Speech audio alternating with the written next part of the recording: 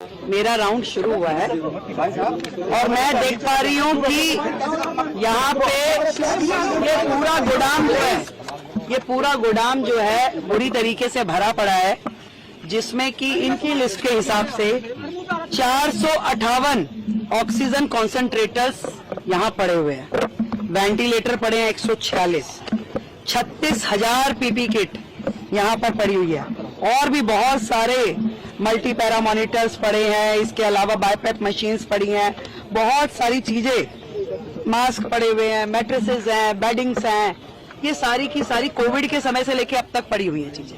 और ये एक अस्पताल का मैटर नहीं है, ये हर अस्पताल के गोदाम ऐसे ही भरे पड़े हैं। जो कल मैंने हाउस में बोला था, करोड़ों रुपए का मटेरियल यहाँ पे मिट्टी हो रहा है।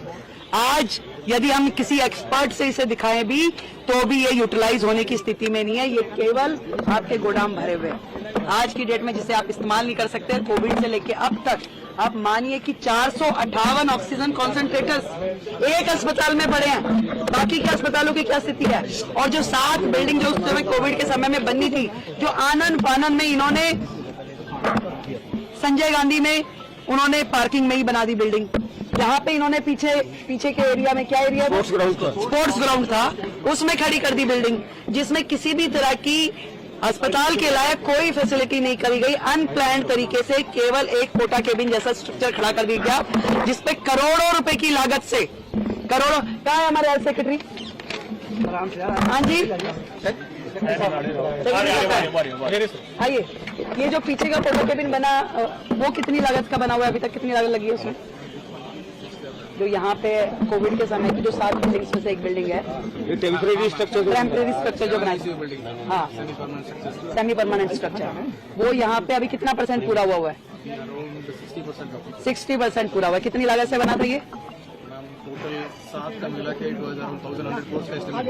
1,100 करोड़ का एस्टिमेट था, जो कि उस समय का शुरू हुआ 60% पे आज भी है। कोविड में बन नहीं पाई।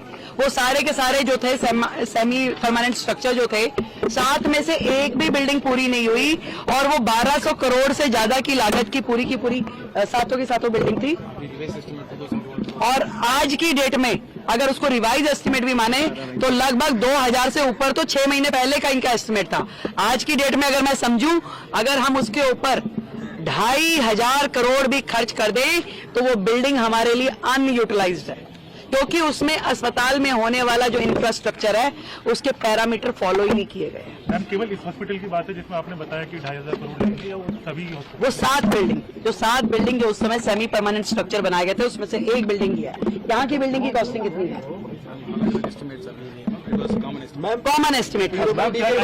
बहुत गड़बड़ियां हुई हैं, इस तरह के आरोप सामने आ रहे हैं कि जो कॉन्ट्रैक्चुअल स्टाफ की हायरिंग हुई है उसमें बहुत। अभी मैं यहाँ इस बिल्डिंग में आई हूँ तो लगातार वो जो कर्मचारी थे वो चिल्ला रहे थे कि हमारी 6 महीने से तनख्वाह नहीं मिली।